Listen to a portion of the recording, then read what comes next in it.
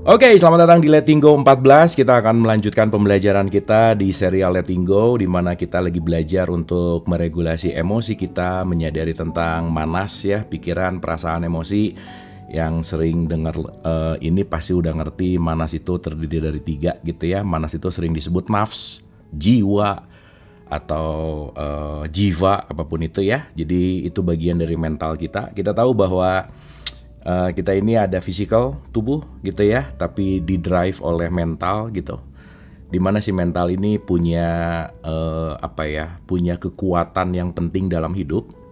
Maka kalau IQ itu berpengaruh 4% dalam kehidupan kita, dan hampir 46% ke atas, meskipun banyak sekali perbedaan, tapi lebih dari 40% katakanlah begitu, itu kaitannya kepada kecerdasan emosi gitu. Jadi IPK-nya 4 tapi nyebelin juga nggak bisa kerjasama misalnya. Ya, pinter tapi nyebelin karena emotional intelligence-nya atau kecerdasan emosinya nggak bagus juga biasanya gimana ya, nggak happy gitu hidupnya gitu ya kira-kira. Nah, jadi penting untuk kita meregulasi lah bahasanya ya, antara intelektual, emotion ya, kita bahas 2 kan. Teman-teman pasti sering dengar antara IQ, EQ dan SQ gitu ya. Dan kalau mengacu ke Dietrich Klinghardt gitu ya, bahwa spiritual tuh ada di atas gitu kira-kira. Dan ya konteksnya bahwa kita makhluk spiritual yang sedang belajar jadi manusia gitu ceritanya, maka puncaknya adalah kesadaran gitu kira-kira. Oke ya teman-teman ya. Kita mulai dari kita bicara tentang ya, pelan-pelan ya. Kan kemarin udah di chapter 3 nih ceritanya.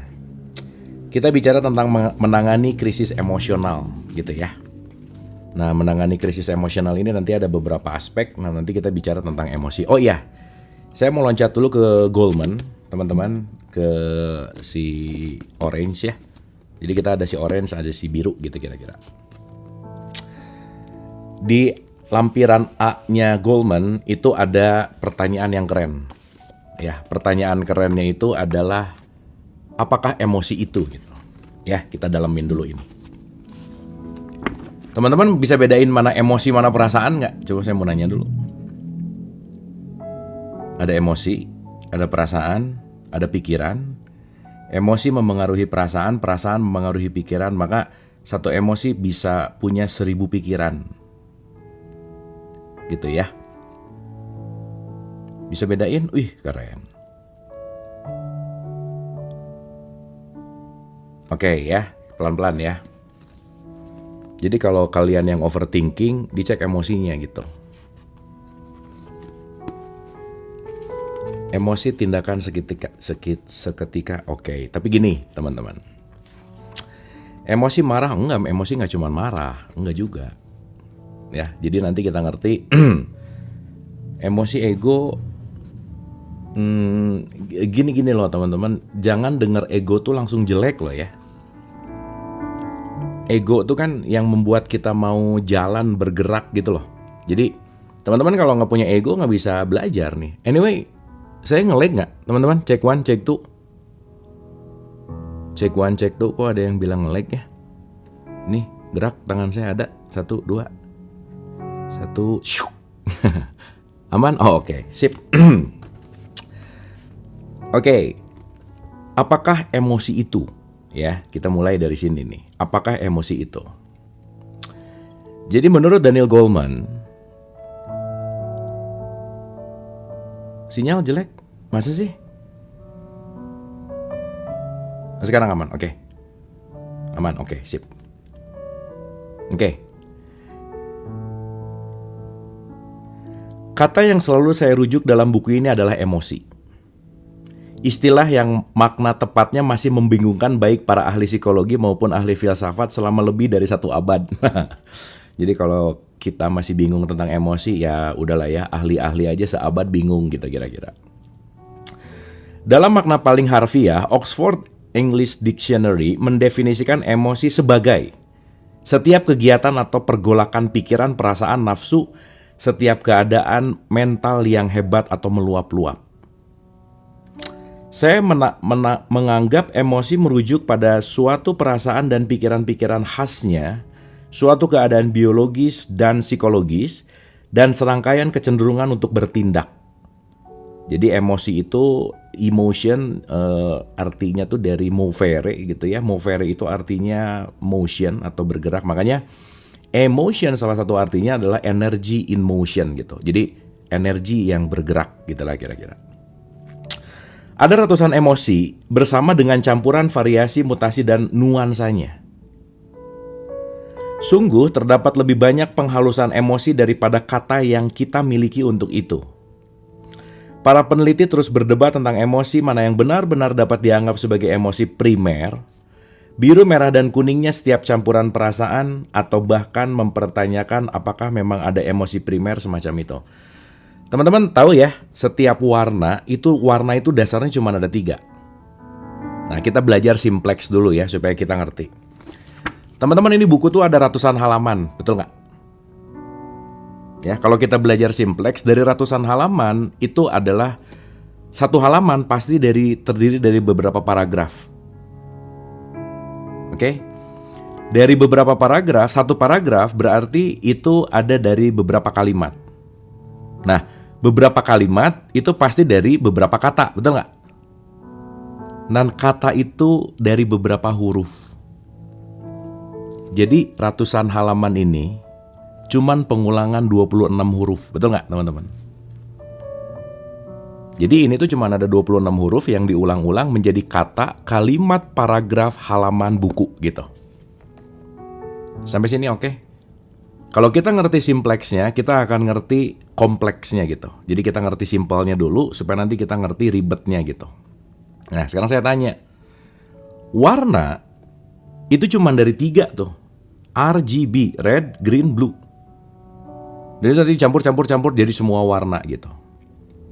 Nah, RGB atau red, green, blue ini disebut dengan yang namanya primary color atau warna primer gitu kira-kira. Nah, si emosi ini ceritanya lagi mau dibagi dalam emosi yang primer. Cuman ya balik lagi ya, masih banyak pergolakan dan masih banyak sesuatu yang perlu dianalisa lebih dalam. Tetapi setidaknya ya teman-teman ya, setidaknya kalau kita tahu emosi primer ini, seenggaknya kita tahu bahwa aku ada di emosi apa gitu kira-kira. Sampai sini oke ya teman-teman ya, dapat ya.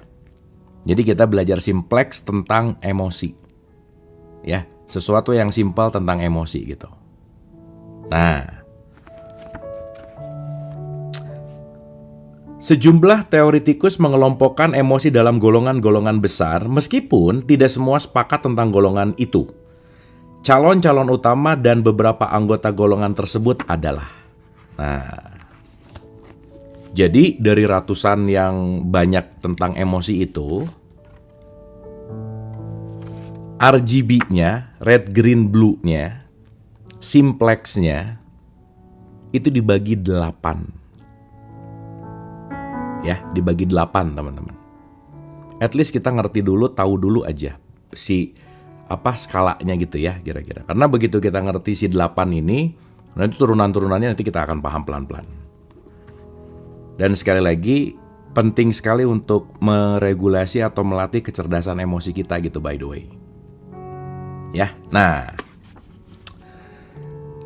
Siap ya teman-teman ya. Ada berapa teman-teman by the way? Wah, ini nyimak kan nih kira-kira. Oke, sip. Jangan-jangan yang mau ngomong sendiri sih ya. Cuman, kok 3? Wah, sebentar. Ini kacau nih. Bukan warna, ini ngomongin emosi. Iya bener, warna ada 3. Tapi emosi ada 8 gitu. Aduh, ini fix ya. Kayaknya dengerinnya sambil nah gitu tuh. Nah gitu tuh, gitu ya.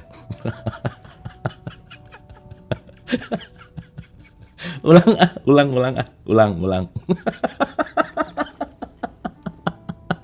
Kacau. Ulang ya. Dengerin dulu, makanya dengerin baik-baik. Coba dengerin. Duh, jadi pengen minum Habis lagi. Nah, gini, panik nih. Oke. Ya, Simplex warna 3 bener, RGB, red, green, blue ya. Itu tuh kalau lagi offline ditanya berapa 3 udah kencang salah lagi ya, udah kelihatan lah, udahlah. Ya udah tapi nggak apa-apa sih, ya dimaklumi lah ya.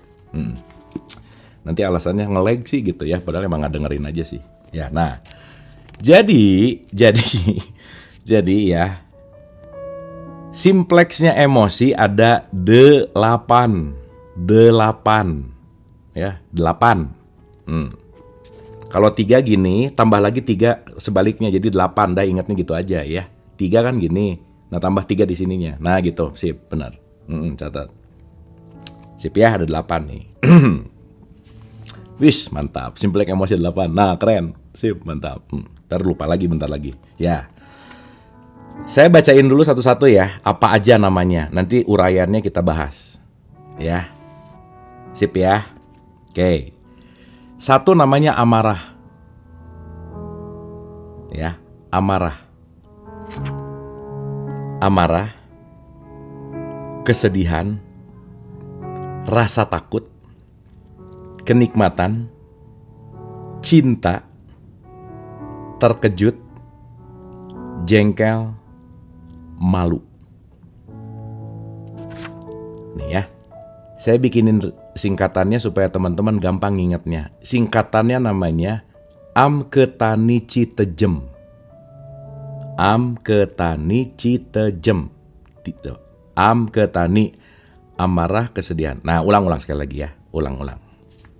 Anyway kan ini nanti ada rekamannya ya teman-teman ya. Nanti ada rekamannya. Oke, saya ulang sekali lagi. Sip. Bukan cikejem, citejem. Cikejem tuh jadi kejam ya. Tapi nggak apa-apa lah ya. Nah, sip. Nah, itu supaya gampang.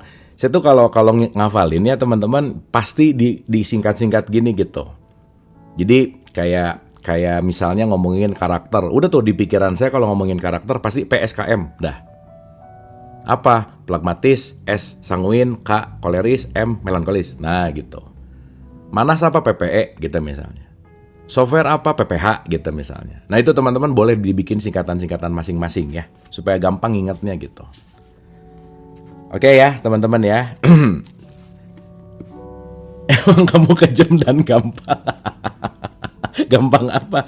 Oke ulang ya. Amarah. Kesedihan. Rasa takut. Kenikmatan. Cinta, terkejut, jengkel, dan malu. Ya. Nah, otak Kang Abu mah beda. Sama tuh. Kan kita sama-sama dikasih otak ya. Sama lah. Amarah ya. Kita satu-satu ya. Satu-satu nih. Ya, dengerin pelan-pelan.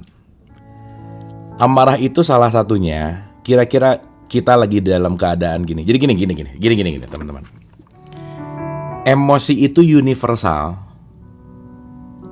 Perasaan itu partikular. Ya.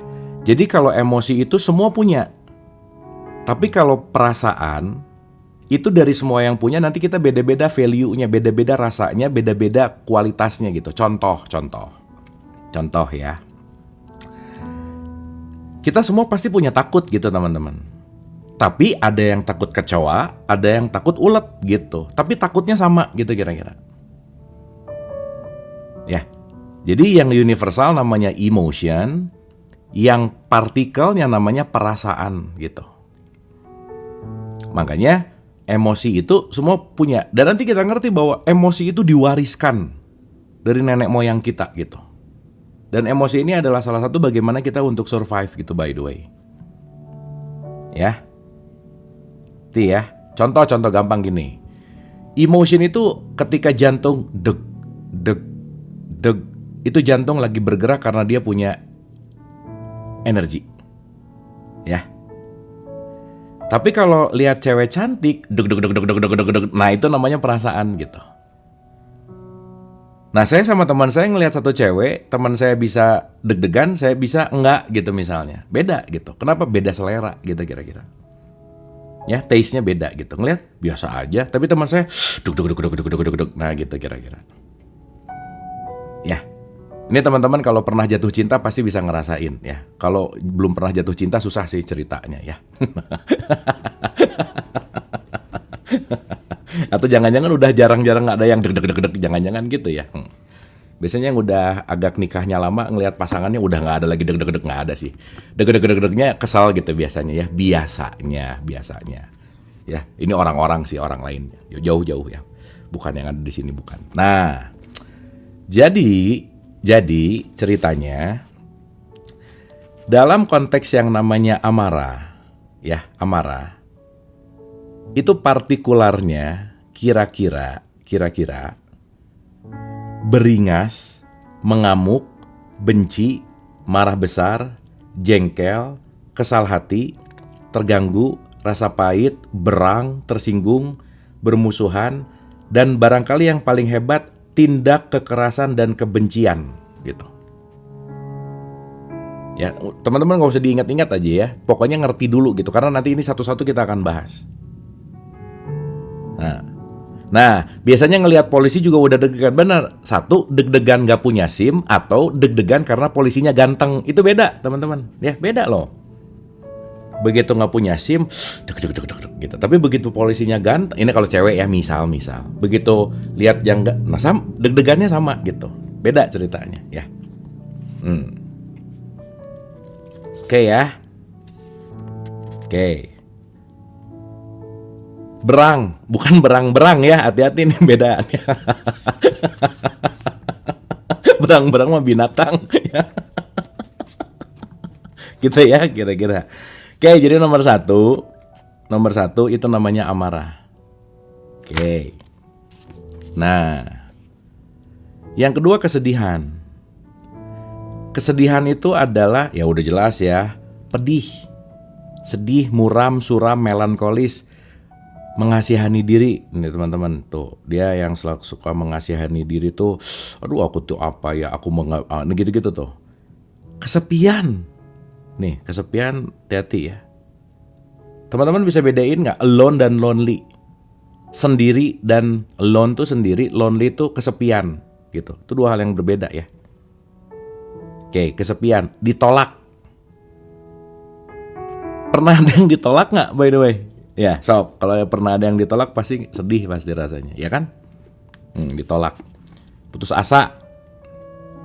Dan kalau menjadi patologis depresi berat gitu. Ketekan gitu ya, depresi lah gitu kira-kira. Waduh gaya nih, saya emang gak pernah ditolak tapi nolak mulu. Nah boleh sih, gak apa-apa juga sih. Gak ngaruh, iya sih. Oke, gitu ya. Prihatin, yes. Gitu. Ya, oke. Sekarang rasa takut nih ceritanya. Apa aja sih isinya rasa takut? Cemas, takut, gugup, khawatir, was-was, perasaan takut sekali, waspada, terlalu waspada gitu ya. Sedih, tidak tenang, ngeri, fobia dan panik. Nih. Fobia dan panik gitu. Ya, itu rasa takut. Tuh partikel-partikelnya kira-kira gitulah. Yang berikutnya kenikmatan, teman-teman. Ya, kenikmatan. Kenikmatan tuh apa sih? Pleasure. Bahagia, gembira, ringan, puas, riang, senang, terhibur, bangga, kenikmatan indrawi, takjub, terpesona. Rasa puas, rasa terpenuhi, kegirangan luar biasa, senang sekali, dan batas ujungnya mania. Nah, jadi ada mania tuh ujungnya, wah udah top banget gitu, tingkat yang kenikmatan tinggi gitu. Manic gitu ya. Tuh kenikmatan. Tuh dasarnya kurang lebih gitu. Ya. Nah ini cinta nih berikutnya. Cinta. Ternyata cinta tuh salah satunya apa coba? Penerimaan, persahabatan, kepercayaan, kebaikan hati, rasa dekat, bakti, hormat, kasmaran, kasih. Tuh. Ini ada yang lagi kasmaran nggak by the way? Ya, itu kalau lagi ada ya itu tuh. Itu salah satu partikelnya ada yang namanya kasmaran gitu. Ya, kalau lagi kasmaran tuh jadi jatuh cinta misalnya. Dan orang jatuh cinta pasti jadi bego. Udah gitu aja ya, jangan lupa. Ya. Nah. Ya, jadi hati-hati kalau lagi jatuh cinta ya. Kalau lagi jatuh cinta jangan banyak janji aja. Ya. Kenapa? Karena lagi bego masalahnya. Pokoknya kita sehidup semati ya. Pret banget nggak? Nah, tuh kan ada pret. Ya, hati-hati aja ya. Begi. Oke. Sip ya teman-teman ya. Nah, terkejut berikutnya nih, terkejut. Terkejut tuh bagian dari emosi ya. Terkejut tuh ini cuma dikit. Terpana, takjub, terkesiap. Terkesiap tuh apa ya? Terkesiap. Nanti kita cari padu padannya ya. Pokoknya kaget lah ya. Kaget gitu. Berikutnya jengkel. Jengkel. Iya, terkesiap, terkesima ya. Benar. Kaget. Iya benar. Benar. Berikutnya jengkel nih teman-teman. Jengkel itu apa aja? Hina, jijik. Ya, jijik, gitu tuh.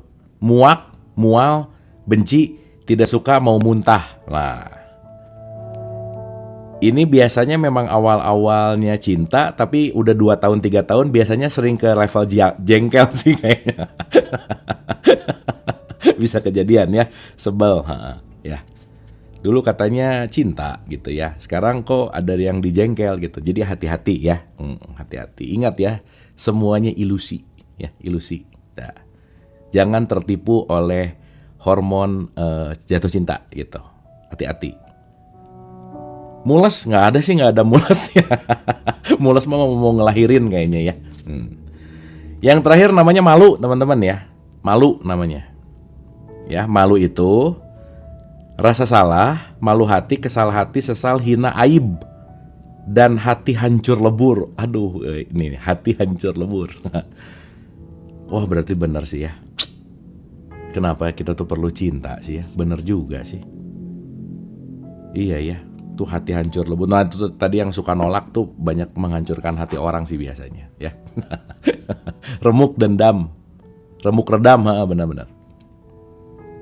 Nah ya, jadi ada 8 ya teman-teman ya. Jadi 8 ini itu bagian dari basic emotion.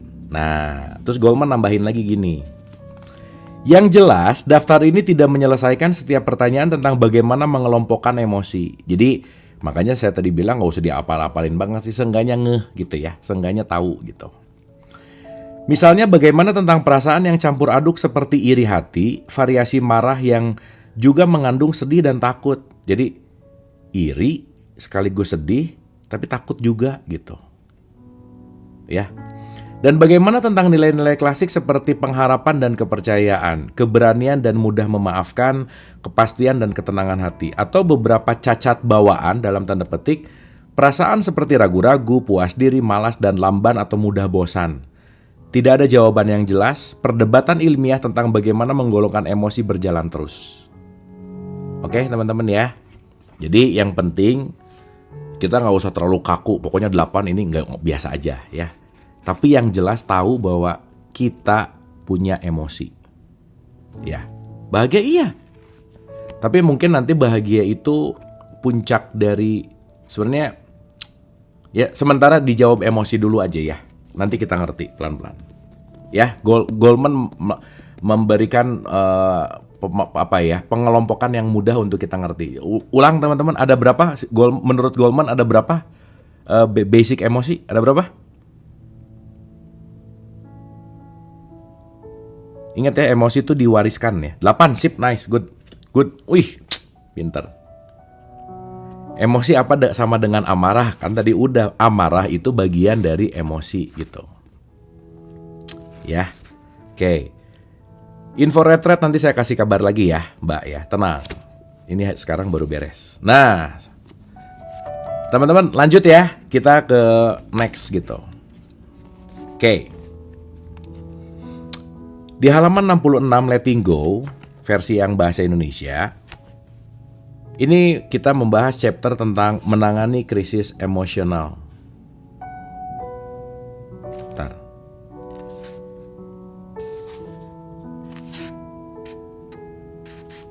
Oh iya, sip ya. Saya baca ulang ya, pelan-pelan ya teman-teman ya.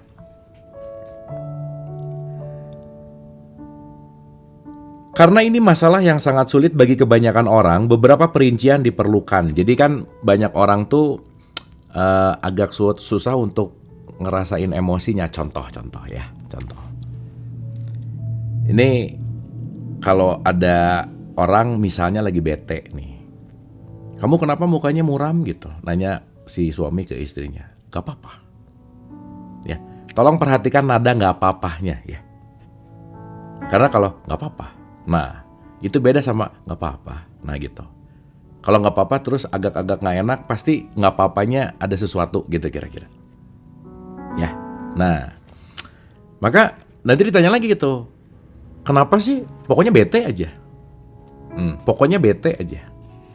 Jadi yang nggak enak semuanya di generalis, di gimana ya general, di pokoknya dipukul rata bete aja. The power of nggak apa-apa, ya. Cerita dong, teman-teman. Banyak orang yang nggak bisa menceritakan emosinya, perasaannya, karena nggak tahu ini tuh apa gitu. Ya. Paling enak ngomong nggak apa-apa jadi no debat. Iya no debat tapi nggak dimengerti juga gitu kira-kira. Ya nggak apa-apa tapi justru apa-apa banget gitu. Nah contoh ya, contoh. Aku tuh kesel. Oke.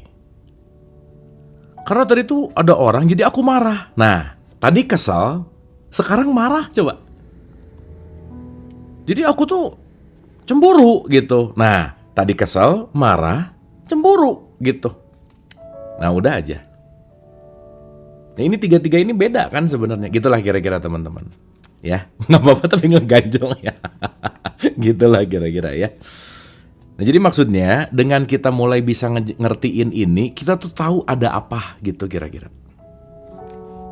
Ingat ya, knowing self itu penting banget gitu intinya. Ya, nah ada beberapa teknik untuk membantu mengatasi bencana emosional jauh lebih cepat dan dengan hasil akhir yang lebih baik. Daripada membiarkannya membaik dengan sendirinya. Teman-teman ingat ya, ada orang ngomong time will heal. Waktu akan menyelesaikan. Tapi kita ganti ulang-ulang ya. Bukan time will heal tapi practice will heal. Kalau nggak latihan nggak akan heal aja. Jadi kata kuncinya adalah latihan. Ya, oke ya teman-teman ya. Jadi ya udah pokoknya nanti waktu yang akan menyembuhkan misalnya. Tapi kalau nggak dilatih mau berapa lama juga nggak beres gitu kira-kira. Ya makanya teman-teman kata kuncinya latihan. By the way, oke?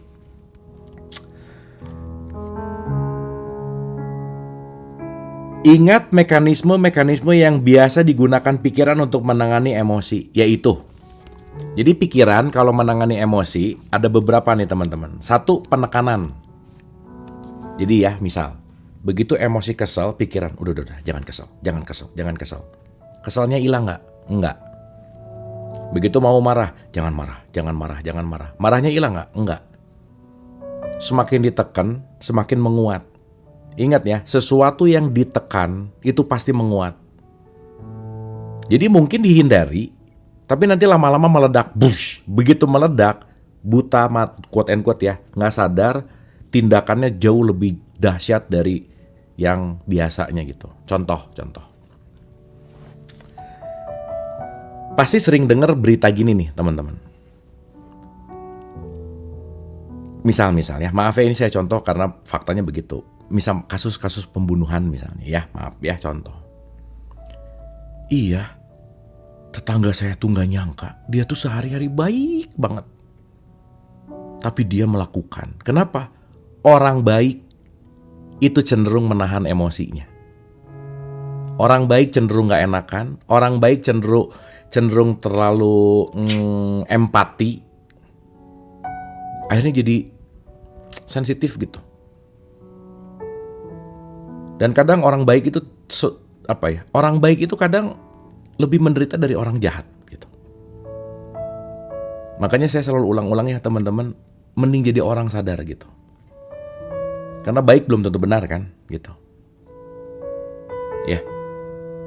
Itu biasanya jadi people pleaser gitu, nggak bisa nolak, mau-mau aja. Jadi kayak lilin nerangin orang tapi dirinya kebakar gitu.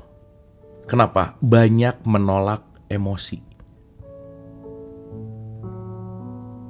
Ya. Buat teman-teman yang sekarang susah bilang tidak, latihan. Ikutin ininya. Kalau nggak mau belajar, bilang nggak mau.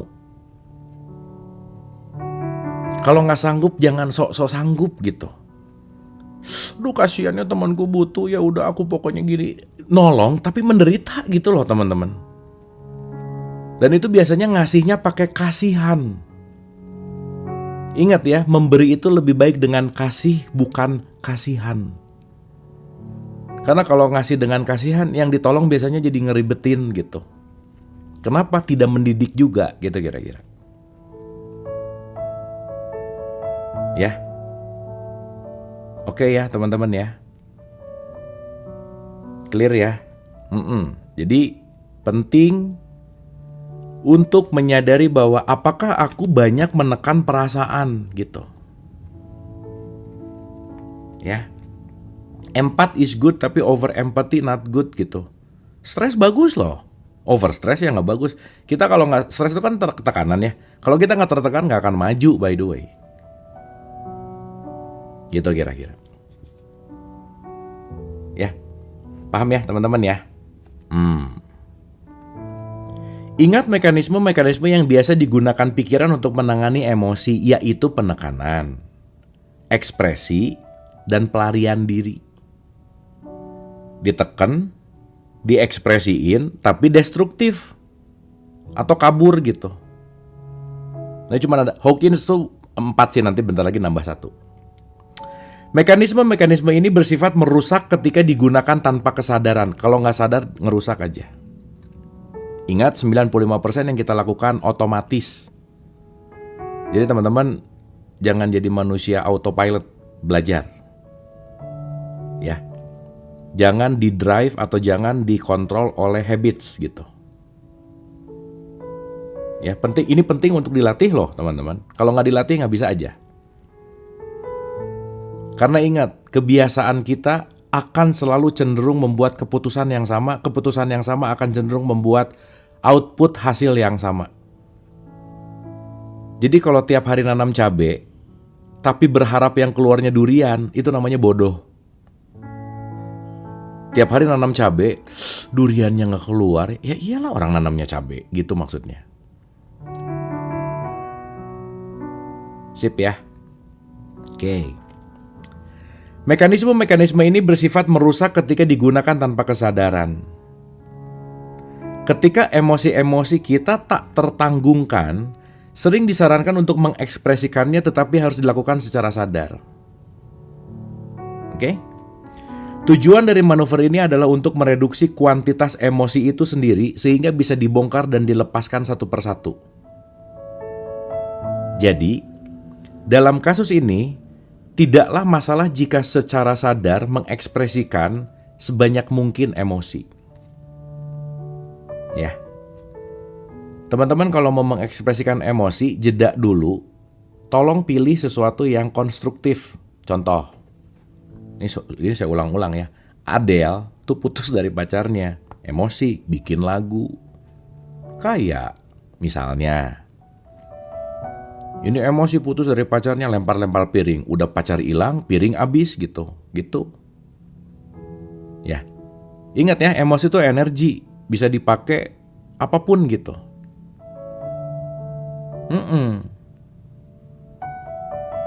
Ya, betul nggak? Jangan lupa seseorang bisa jadi filsuf karena istrinya nyebelin, teman-teman. Terus siapa yang ngomongnya Sokrates gitu ya? Mas, kalau dongeng ya, Mas kenapa jadi filsuf? Ya karena istri saya nyebelin banget, maka saya jadi filsuf gitu. Untung kan, bener nggak? Jadi buat para istri yang nyebelin akan menghasilkan suami-suami yang filsuf gitu ya. Gitu kira-kira ya. Ya nggak apa-apa sih ya, udah diterima aja lah. Hmm. Ini ada pertanyaan bagus. Istri Akang nyebelin juga, nggak mau dijawab bah. Ya, lanjut dulu. Ya. Emosi bisa dikurangi intensitasnya, ya, dengan berbagai perasaan, dengan teman-teman dekat atau mentor. Teman-teman, kita punya circle yang menyenangkan tuh perlu loh. Kenapa? Kalau circle menyenangkan, enak ngobrolnya gitu. Kan kadang tuh kita cuman pengen cuman pengen lepas gitu ya, ngelepasin gitu. Gitu. Ya. Yang menyebalkan malah yang dirindukan. Ini teori baru nih. Tar saya renungin dulu. Yang menyebalkan dirindukan. Nah, ya. Saya pikirin dulu nanti ya. Itu kayaknya yang ngomongnya nyebelin aja sih ya. Kayaknya ya. Emosi bisa dikurangi intensitasnya dengan berbagi perasaan dengan teman-teman dekat atau mentor. Ya. Dengan hanya mengekspresikan perasaan, sebagian energi di balik emosi akan berubah, teman-teman ya. Ini penting ya, penting nih. Teman-teman ada dengar toxic positivity nggak? Ya sekarang tuh toxic positivity tuh saking positifnya jadi toxic gitu. Contoh. Teman-teman, kurangi bilang sabar sama orang sekarang. Kenapa? Orang kalau diomongin sabar ya, sekarang jadi marah. Enak aja lu sabar, lu nggak ngerasain sih gitu. Lu sabar tuh sekarang udah jadi kata-kata toxic positivity gitu. Kenapa? Karena ya begitu. Nah jadi poin pentingnya teman-teman ya. Nih, belajar jadi pendengar yang baik. Nah saya mau ngasih contoh ya. Contoh. Ini bagus nih contohnya. Ingat nih ya, baik-baik nih, ingat baik-baik. Salah satu ciri orang yang kecerdasan emosinya buruk. Salah satu ciri orang yang kecerdasan emosinya buruk, salah satunya apa coba? Kekurangan skill mendengarkan. Contoh, temennya curhat 3 menit, diladeninnya, dibalasnya setengah jam. Curhatnya, aku tuh gini ya, hidup itu emang gitu bro. Karena menurut filsafat ini begini, menurut ilmu ini. Jadi kamu tuh harusnya, dia mau curhatnya 3 menit, dikasih taunya setengah jam. Ini jadi siapa yang ngomongnya banyak ya gitu teman-teman ya. Pernah gak ada teman, kita ngomong 3 menit, dibalasnya setengah jam gitu, pernah gak? Tadinya pengen ngeluarin, jadi dikasih ceramah gitu, malas banget gak sih? Gitu. Ya, jadi kalau ada orang yang diajak kita ngomongin 3 menit, dibalasnya wow, jadi ceramah kemana-mana. Mungkin dia pulang dari pengajian misalnya ya, dia dapat teori. Saya tuh baru, jadi curhat, aku tuh udah sabar ya, menurut sabar. Jadi belok kesini. Jadi yang mau ngerilis, jadi boro-boro ngerilis gitu kira-kira. Gitu teman-teman kira-kira ya. Jadi kalau ada orang yang curhat 3 menit, dengerin aja dulu. Ya terus gimana? Apalagi nih saya ulang. Khususnya buat bapak-bapak yang lagi dengerin ini ya. Bapak-bapak dengerin baik-baik. Bapak-bapak. Istrimu, pasanganmu tidak memerlukan solusi. Jadi kalau istri lagi ngomong dan dia nanya cara, nggak usah dijawab, iyahin aja. Karena nanti ujungnya dia tahu sendiri caranya. Udah gitu aja. Contoh. Aku tuh gini nih, iya. Jangan langsung, harusnya kamu gini. Udah aja, dengerin dulu. Pokoknya kalau istri lagi ngomong, aku tuh gini, iya jadi gimana? Ya aku tuh gini, iya. Tapi aku tuh kayaknya harus gini. Nah nanti ujungnya tahu sendiri jawabannya. Udah, kita pokoknya tinggal, iya, bagus. Udah gitu aja, dah, selesai, beres. Ya.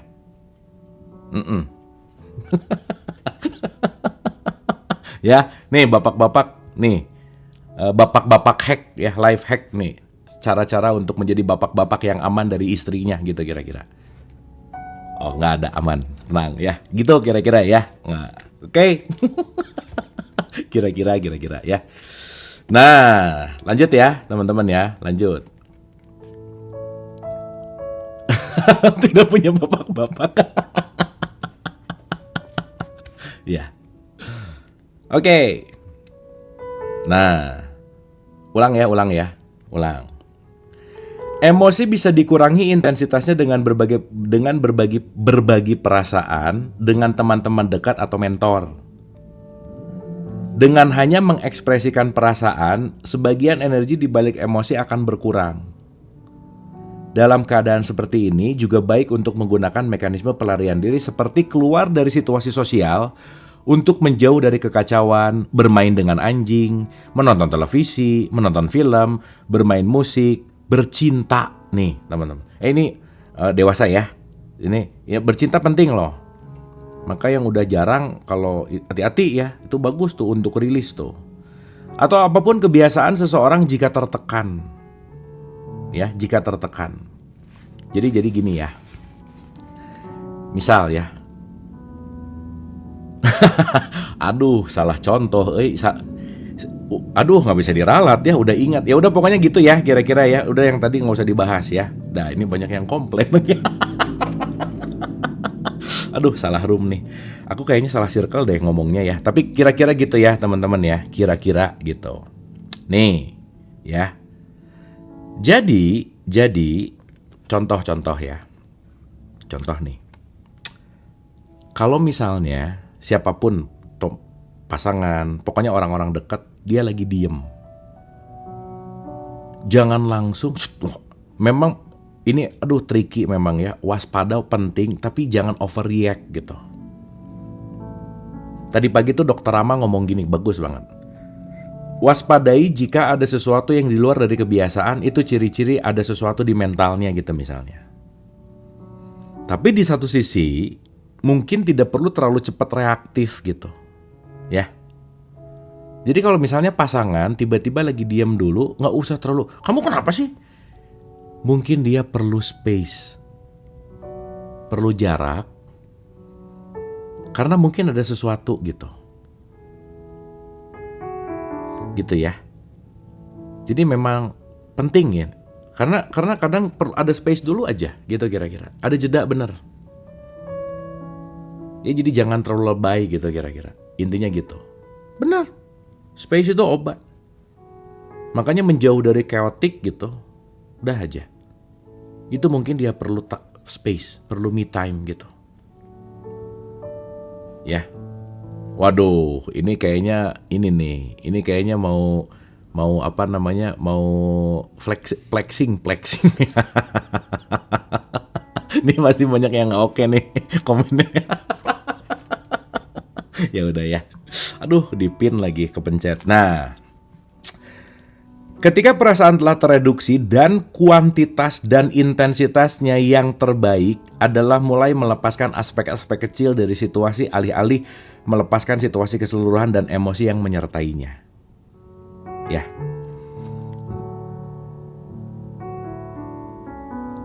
Untuk menggambarkan hal ini, mari kita ambil contoh seorang lelaki yang kehilangan pekerjaannya. Nah, teman-teman ini contohnya bagus nih.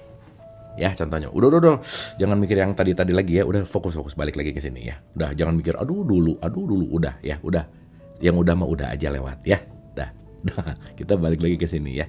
Lu ini ngilangin pin gimana caranya ya? Oh gini. Nah, udah. Duh, nih memang harus hati-hati nih urusan-urusan itu ya. Ketrigger kan bahaya ya. Oke. Contoh nih ya, ini contoh bagus nih teman-teman. Bagus banget nih contohnya.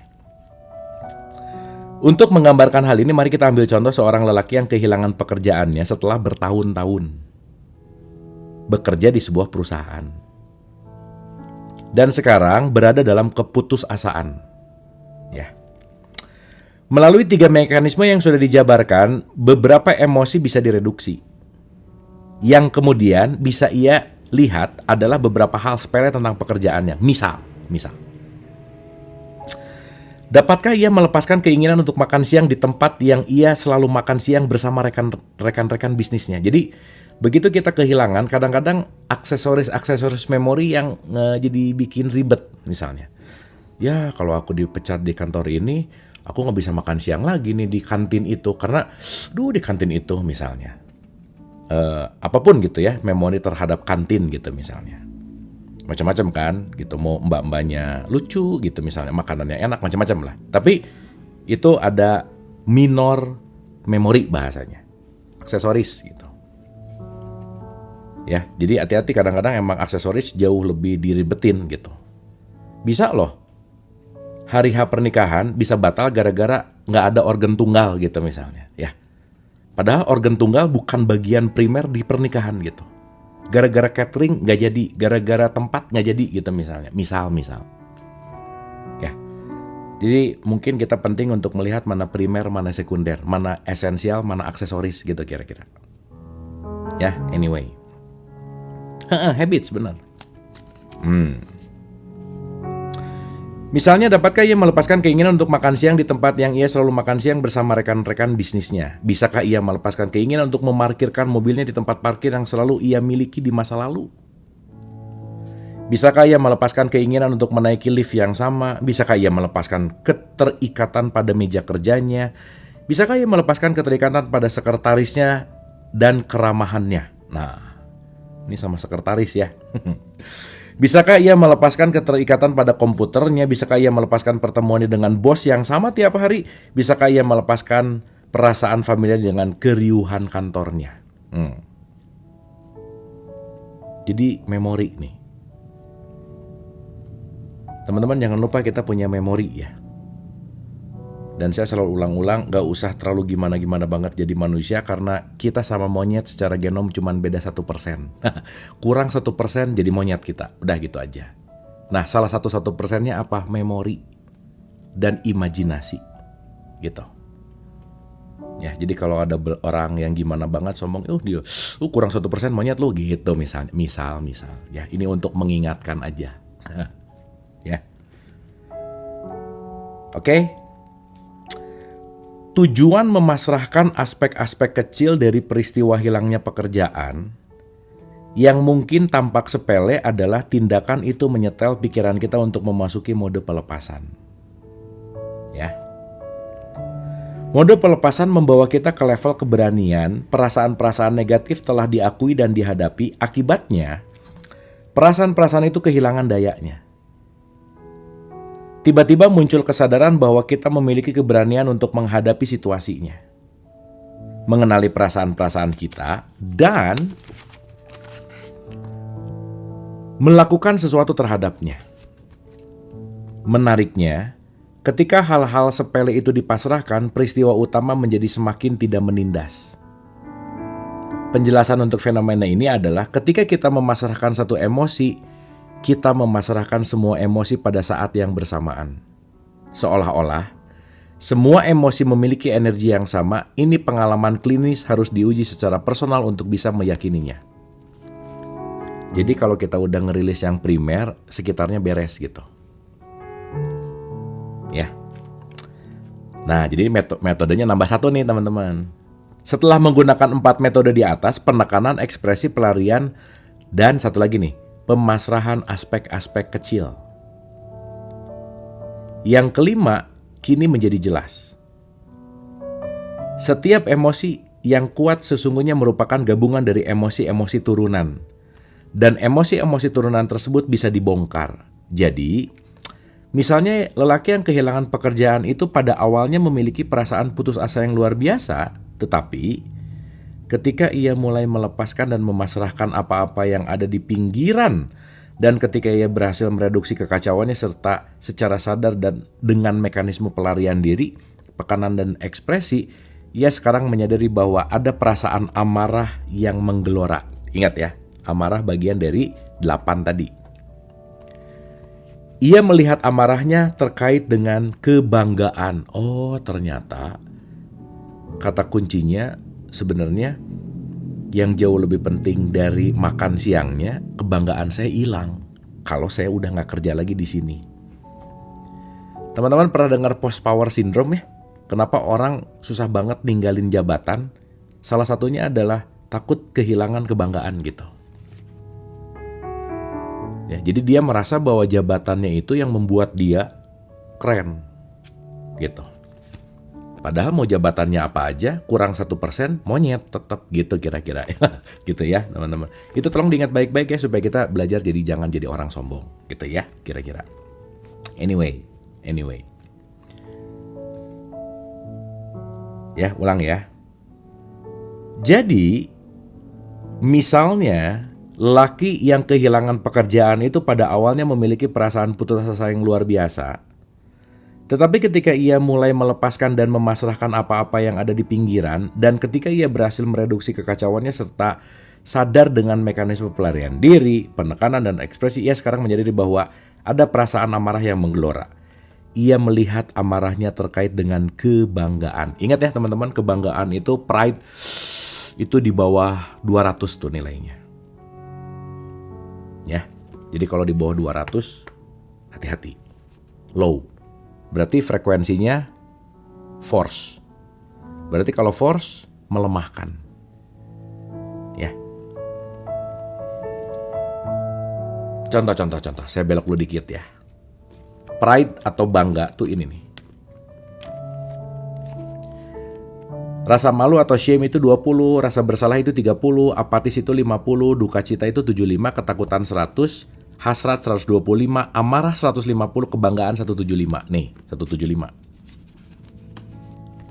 Kalau orang lagi bangga tuh kira-kira gini nih teman-teman. Dan itu levelnya di 175 ya, nggak terlalu bagus maksudnya.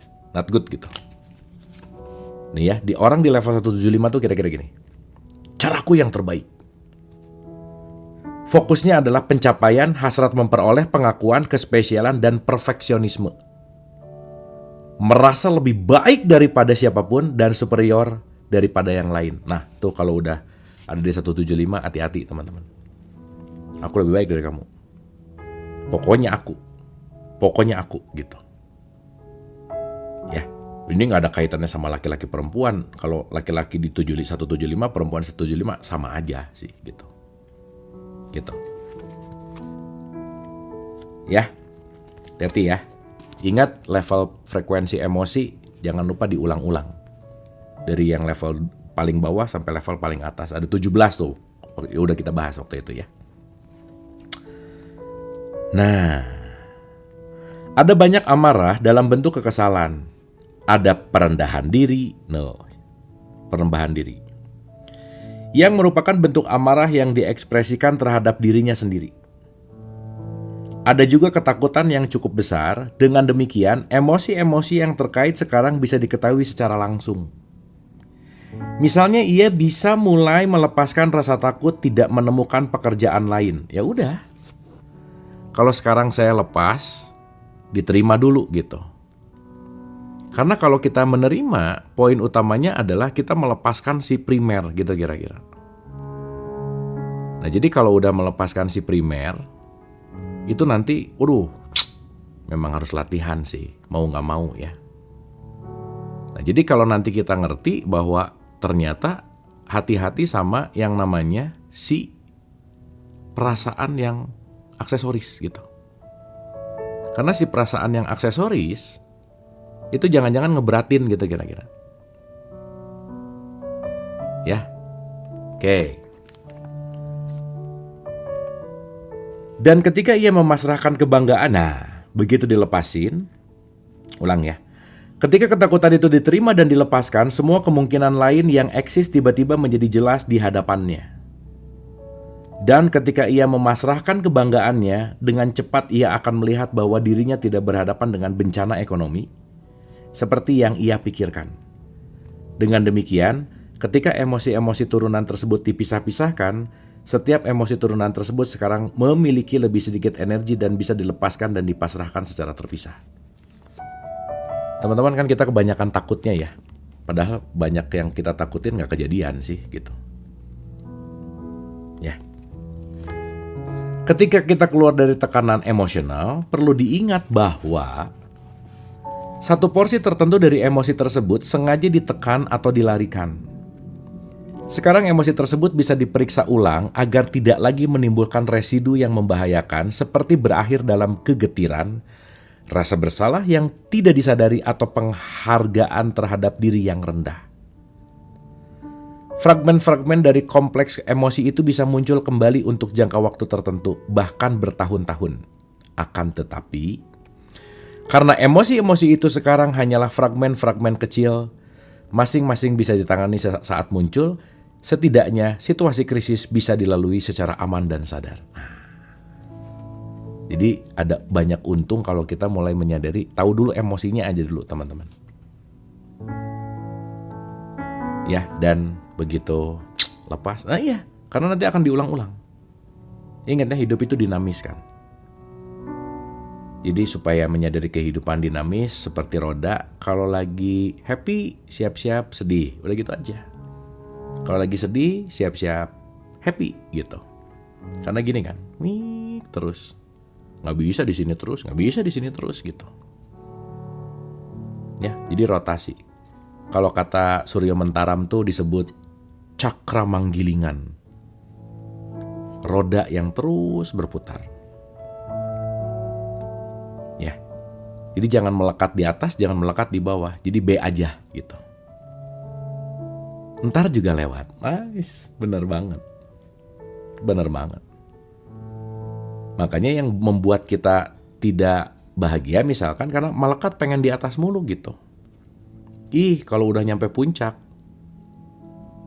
udah gak ada lagi jalan, mau kemana? Turun lah. Sekarang kalau udah nyampe paling bawah, gak ada lagi. Nih, mau kemana? Naik gitu. Betul gak? Jadi cukup itu penting sih teman-teman. Karena banyak belum tentu cukup gitu. Jomblo ntar juga nggak ikutan ya, silahkan ya. Nah, menangani krisis dari tingkat emosi alih-alih tingkat intelektual akan mempersingkat durasinya secara dramatis. Ya, dalam kasus seseorang yang kehilangan pekerjaan, menanganinya dari tingkat intelektual akan menghasilkan ribuan pikiran dan skenario yang bersifat hipotesis. Nah teman-teman, ini cerita sedikit ya, cerita sedikit nih.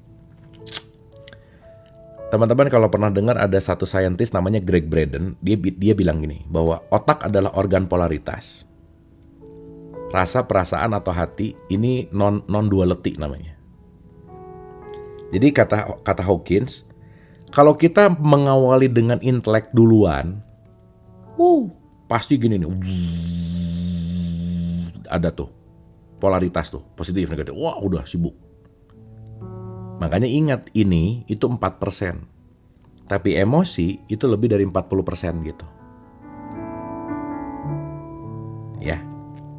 Nah, dalam kasus seseorang yang kehilangan pekerjaan, menanganinya dari tingkat intelektual akan menghasilkan ribuan pikiran dan skenario yang bersifat hipotesis. Orang tersebut mengalami insomnia karena dihantui oleh pikiran-pikiran yang berkelebat tentang semua masalahnya. Ketika ia memikirkannya berulang-ulang. Ingat, pikiran akarnya di mana? Perasaan. Nah, daripada ngeberesin pikiran, mending ngeberesin perasaannya gitu. Kenapa satu perasaan diberesin bisa beresin ribuan pikiran gitu, teman-teman. Jadi kalau ulang-ulangnya jangan bosan ya. Jadi kalau nggak suka sama tayangan TV, jangan dihancurin TV-nya, cabut listriknya, selesai. Ya, oke. Semua ini tidak membuahkan hasil jika emosi yang mendasarinya belum dilepaskan. Nih, semua ini tidak akan membuahkan hasil jika emosi yang mendasarinya belum dilepaskan. Pikiran-pikiran itu akan terus muncul tanpa akhir. Kita semua mungkin pernah mengenal orang-orang yang mengalami krisis emosional bertahun-tahun yang lalu, namun hingga hari ini belum pulih. Krisis emosional itu sungguh mewarnai kehidupan mereka dan mereka membayar mahal karena kurangnya pengetahuan dalam menangani emosi-emosi yang mendasarinya. Bukan, ya ini bahasanya pakai cuman ya, tapi nggak bisa menyepelekan sih. Tapi bahasanya gini, cuman nggak tahu emosi dasar, dia dalam tanda petik tersiksa puluhan tahun. Karena yang dirubah buahnya terus, tapi akarnya nggak diapa-apain gitu. Ya teman-teman ya. Tapi yang udah lewat ya udah aja ya.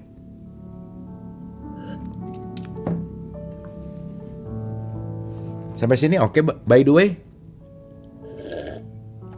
Jadi ingat teman-teman ya, kenapa saya marah? Karena saya nggak paham. Kenapa saya nggak paham? Karena saya kurang pengetahuan. Berarti kalau ada orang yang bikin marah, sinyal-sinyal banyak belajar gitu. Ya, cara lepasin emosinya gimana? Diterima kan, accept. Oh iya, saya perlu untuk mengalami ini, gitu. Selesai, itu dulu. Ini ya itu sih latihan ya teman-teman ya, jangan dikuasai sama ini gitu. Tapi bukan ini nggak penting, bukan loh ya. Ini survive-nya di sini, polaritasnya di sini. Makanya kalau pakai bahasa gampang ya, ini pakai bahasa pasar banget. Jadikanlah hati sebagai nakhoda, pikiran sebagai dalam tanda petik budak. Makanya Einstein bilang, intuitive mind is a sacred gift. Rational mind is a faithful servant. Jadi intuitif itu nakhoda, ini tuh anak buah gitu, pembantu gitu. Nah sekarang pembantu jadi majikan, majikan jadi pembantu, itu yang jadi masalah. Ya, tiap hari yang jadi majikan siapa coba? Jangan-jangan pembantunya. Ya, jadi si majikannya ketukar tempat gitu kira-kira. Jangan dibalik-balik gitu. Tapi nggak apa-apa juga sih kan, pilihan ya. By the way, pilihan. Ya, oke. Orang tersebut mengalami insomnia karena dihantui oleh pikiran-pikiran yang berkelebat tentang masalahnya ketika ia memikirkan berulang-ulang. Semua ini tidak membuahkan hasil jika emosi yang mendasarinya belum dilepaskan. Pikiran-pikiran itu terus muncul tanpa akhir. Kita semua mungkin pernah mengenal orang-orang yang mengalami krisis emosional bertahun-tahun yang lalu, namun hingga hari ini belum pulih. Krisis emosional itu sungguh mewarnai kehidupan mereka dan mereka membayar mahal karena kurangnya pengetahuan dalam menangani emosi-emosi yang mendasarinya. Saya pengen loncat ke sini. Ya, ada satu statement keren teman-teman. Dengerin baik-baik nih. Halaman 8 kalau nggak salah. Nih, dengerin baik-baik. Ya, dengerin baik-baik nih. Pandangan mengenai kodrat manusia yang mengabaikan kekuatan emosi jelaslah pandangan yang amat picik. Sebutan Homo sapiens, spesies yang berpikir, kita Homo sapiens ya, spesies yang berpikir, merupakan hal yang keliru dalam pola pemahaman serta visi baru yang ditawarkan oleh sains saat ini tentang emosi dalam kehidupan kita. Sebagaimana kita ketahui dari pengalaman, apabila masalahnya menyangkut pengambilan keputusan dan tindakan, aspek perasaan sama pentingnya dan seringkali lebih penting daripada nalar. Aspek perasaan lebih penting daripada nalar. Maka kalian itu perasaannya dulu baru mikir. Nyaman dulu baru pikiran cari alasan kenapa saya nyaman. Udah itu aja. Jadi yang bermain apa? Emosinya dulu, bukan pikiran. Contoh, misal ya, teman-teman nyaman di room ini. Karena apa? Emang nyaman aja udah, itu gak bisa dipaksain. Nanti pikiran akan nyari tuh kenapa saya nyaman, kenapa saya nyaman. Tapi yang penting nyaman aja dulu. Tapi kalau emosinya gak nyaman, ini apa sih orang baca buku, pindah ke sini, ngomong emosi, pindah gini. Apa sih? Pikiran akan nyari tuh alasan. Udah bukunya gak jelas, orangnya gak jelas, bahasannya gak jelas. Udah, dah. Dari mana porosnya? Emosi. Betul gak? Perasaan. Gitu. Dan itu gak bisa dipaksain, gak bisa masalahnya. Gitu. By the way. Ya. Nah, ulang ya, ini keren nih. Keren banget nih. Sebagaimana kita ketahui dari pengalaman, apabila masalahnya menyangkut pengambilan keputusan dan tindakan, aspek perasaan sama pentingnya dan seringkali lebih penting daripada nalar. Ya. Kita sudah terlampau lama menekankan pentingnya nilai dan makna rasional murni yang menjadi tolak ukur IQ dalam kehidupan manusia. Ayo. ranking, nilai, ranking, nilai. Matematikanya berapa, fisikanya berapa gitu. Padahal bakatnya olahraga misalnya. Kan gak bisa gitu maksudnya. Ini nih statement terakhir ini keren. Keren banget nih teman-teman. Dengerin baik-baik. Bagaimanapun, kecerdasan tak berarti apa-apa bila emosi yang berkuasa. Kecerdasan tidak berarti apa-apa bila emosi yang berkuasa. Gak nyangka ya, misal. Dia kan IPK-nya 4. Tapi kenapa ya dia melakukan itu? IPK 4, kalau kecerdasan emosinya gak oke, udah aja.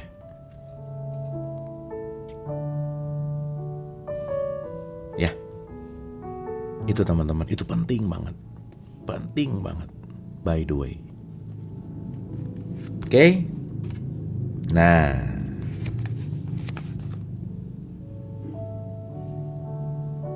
krisis emosional itu sungguh mewarnai kehidupan mereka dan mereka membayar mahal karena kurangnya pengetahuan dalam menangani emosi-emosi yang mendasari. Ya, teman-teman, kita jangan kurang pengetahuan yuk dalam emosi, yuk gitu aja.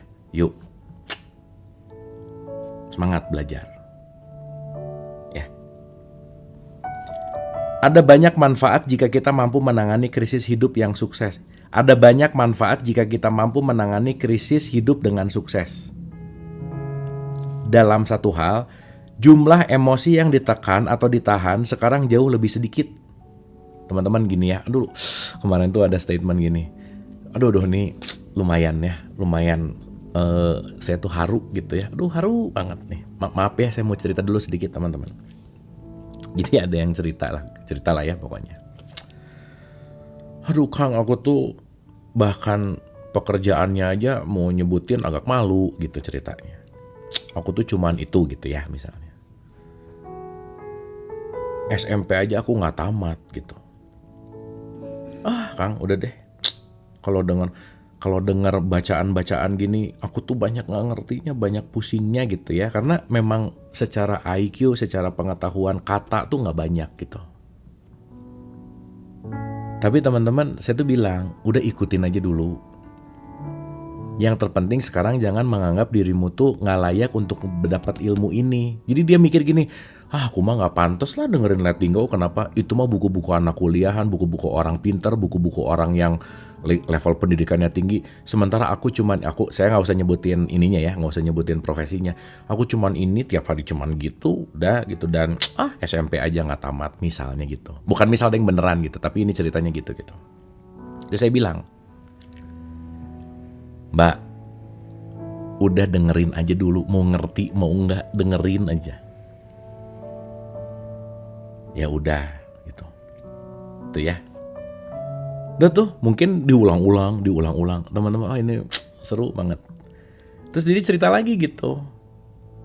Berapa lama ya? Berarti sih ini hampir 2 bulan lah gitu. Diulang lagi. Terus lucu lagi cerita gitu.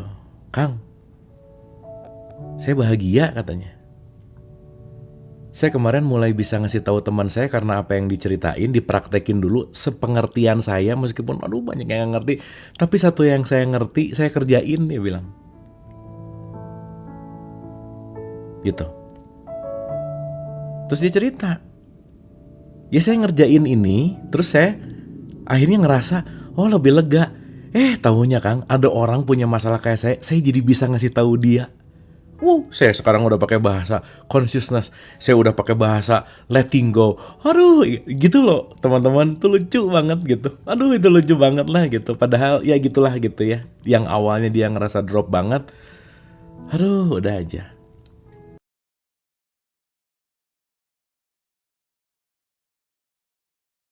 Udah ada consciousness gitulah kira-kira.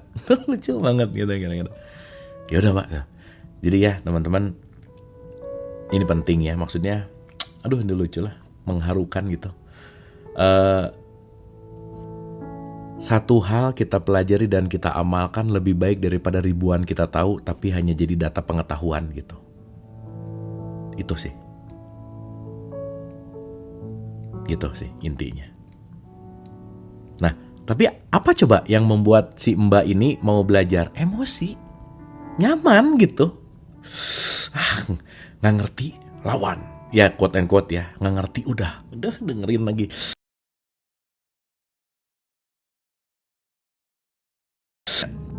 Benar-benar full of emotion ya dalam tanda petik gitu teman-teman. Jadi ya nggak perlu level kuliahan, nggak perlu lulusan apa. Ya kita teman-teman kita punya keberkahan channel tuh maksudnya nih. Kebayang ya 11 tahun 15 tahun yang lalu mau belajar tuh gimana coba ya, maksudnya gimana tuh, kanalnya nggak banyak gitu. Sekarang mau tahu apa ya tinggal mencet ya. Jadi kalau sekarang kekurangan pengetahuan tuh kayaknya keterlaluan gitu.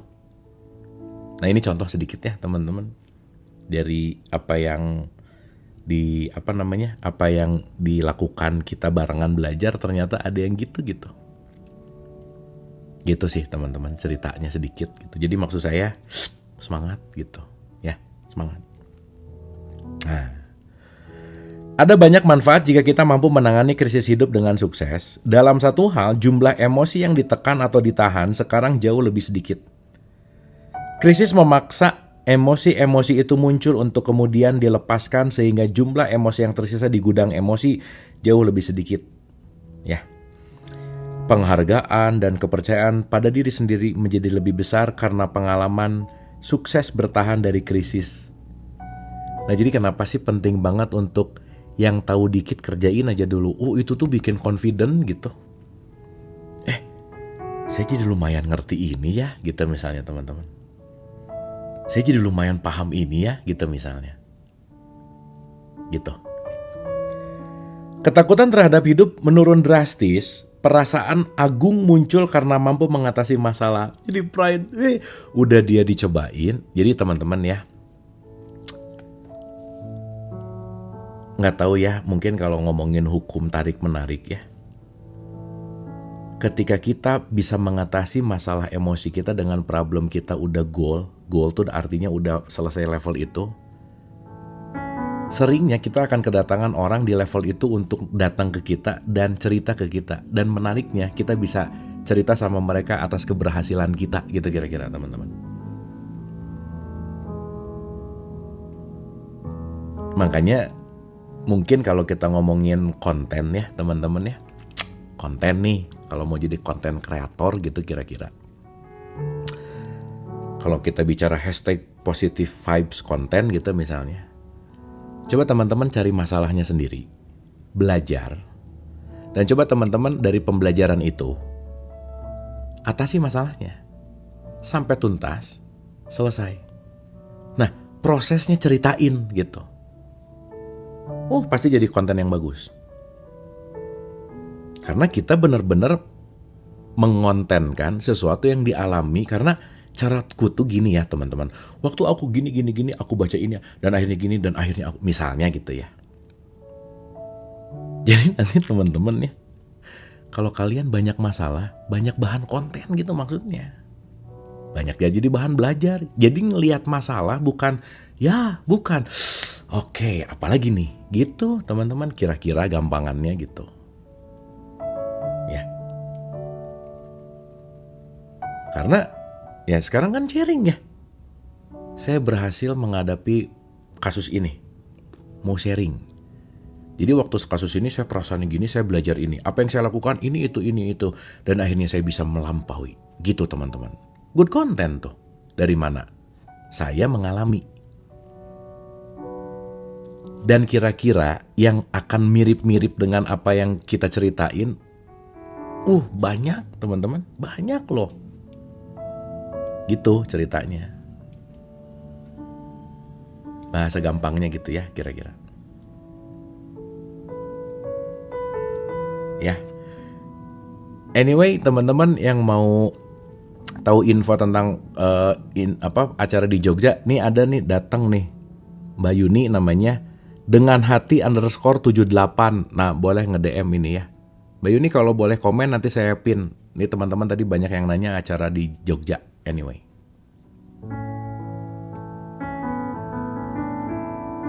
Oke ya teman-teman ya. Saya ulang paragraf terakhir nih. Penghargaan dan kepercayaan pada diri sendiri menjadi lebih besar karena pengalaman sukses bertahan dari krisis. Ketakutan terhadap hidup menurun drastis, perasaan agung muncul karena mampu mengatasi.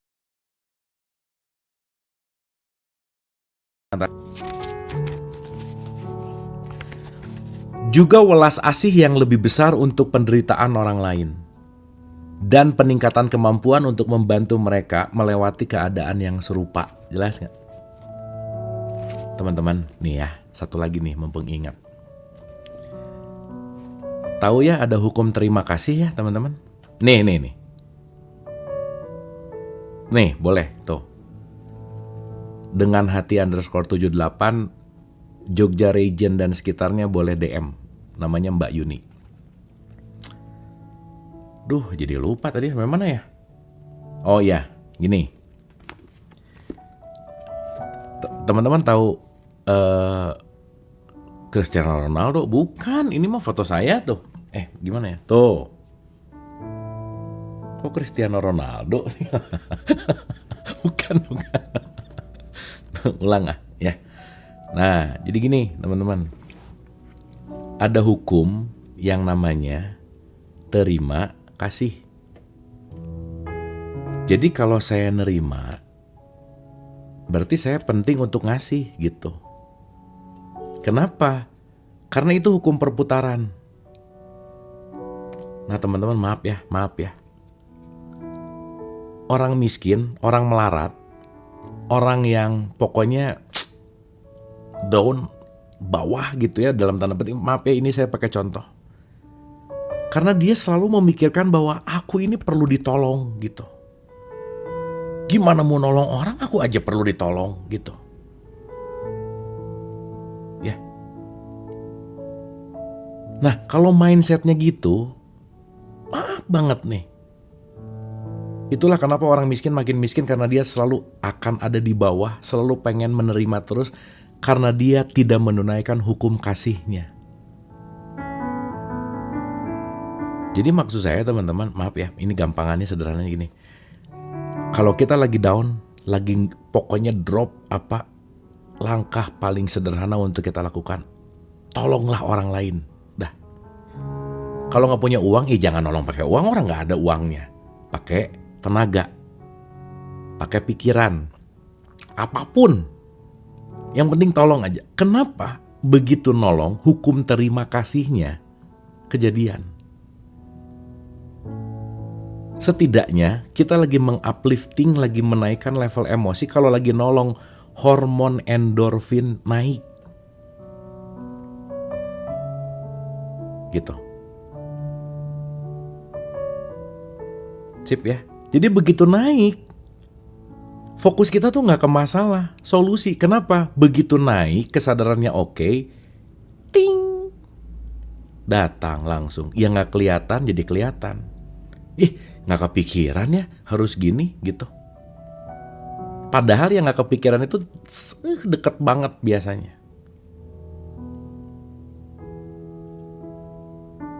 Gitu teman-teman. Aduh, makanya dipikir-pikir ya teman-teman, mau baca kitab, buku, ujungnya satu loh. Berbuat baik gitu, bermanfaat gitu intinya, ujung-ujungnya ya. Ya, kesimpulan sementara gitu dari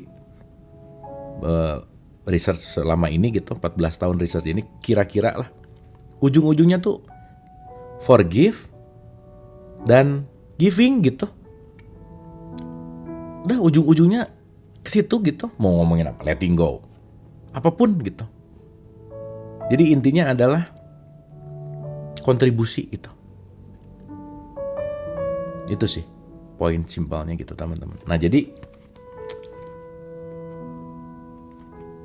secara paradoks gitu ya. Setelah krisis sering kali terjadi periode damai dan tenang yang bervariasi durasinya. Paradoks ya. Paradoks. Kalau nggak ada perang, nggak akan ada damai gitu. Paradoks mau gimana? Ya. Kadang-kadang mendekati level mistis dalam tanda petik ya, dark night of the soul. Wah, masa kegelapan bagi jiwa saat menghadapi krisis besar sering mendahului kondisi kesadaran yang mengalami kenaikan. Salah satu contoh paling terkenal dari paradoks ini diilustrasikan oleh orang-orang yang memiliki pengalaman mati suri, near death experience. Sekarang ada banyak buku tentang tema tersebut yang mengungkapkan kesamaan tertentu setelah yang terburuk dari semua ketakutan, kengerian, dan keguncangan akibat kematian dihadapi, muncul ketenangan yang mendalam, kedamaian, kemanunggalan, dan imunitas dari rasa takut. Banyak orang seperti itu lalu mengembangkan kemampuannya menjadi penyembuh, mengembangkan kesadaran psikis, dan meningkatkan pencerahan spiritualnya. Mereka mengalami lompatan besar pertumbuhan dan kemunculan bakat dan kemampuan baru secara tiba-tiba. Jadi, setiap krisis kehidupan sesungguhnya mengandung benih-benih berkah, pembaruan, perluasan, lompatan kesadaran, dan pelepasan kondisi lama dan kelahiran kondisi baru. Nice banget nih. Nice banget. Luka adalah tempat cahaya masuk. Udah lah, diulang-ulang. Jadi kalau sekarang lagi feel bad, itu kayak panah lagi ditarik dulu ke belakang. Ngelihat orang di depan, gak apa-apa untuk ke belakang dulu sebentar. Karena pada saatnya dilepaskan, mungkin belakangnya mundur jauh, tetapi nyampainya jauh lebih cepat dari yang lain. Kenapa? Karena mundur satu langkah untuk kecepatan melesat ribuan kali lipat. Gitu kira-kira.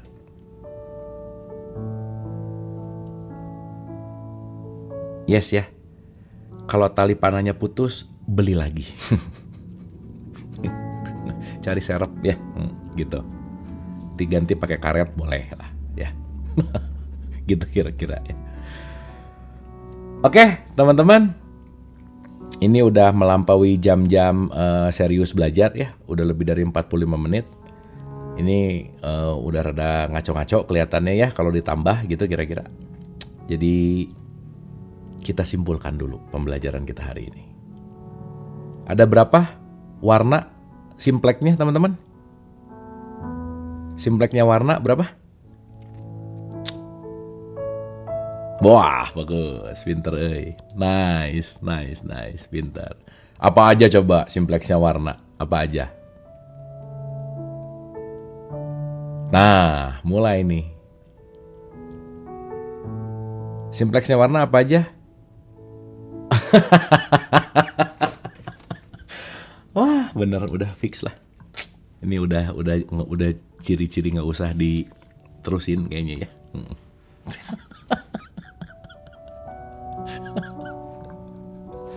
RGB, red, green, blue.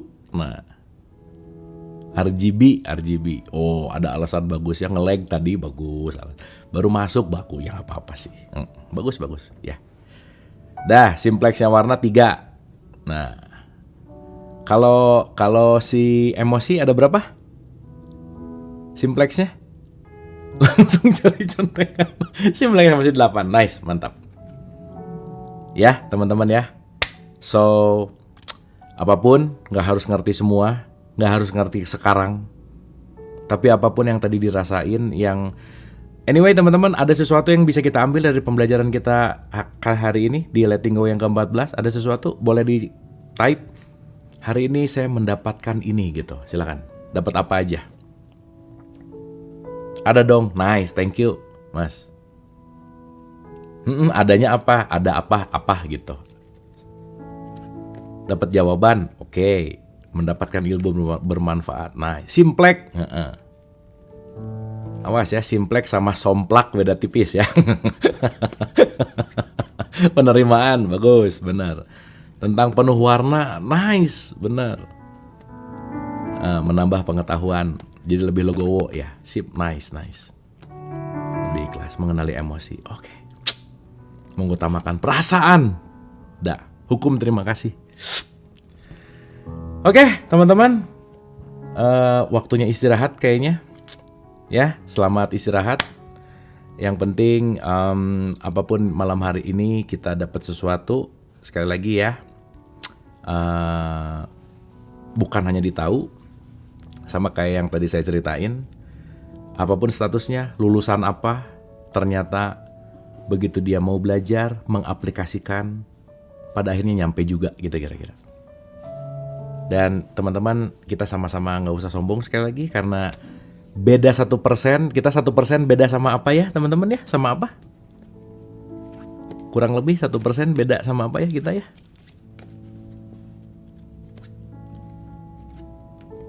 Gimana?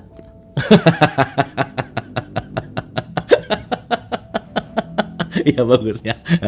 Kayaknya ini bagian yang paling diingat ya. Bagus ya, nggak apa-apa lah ya.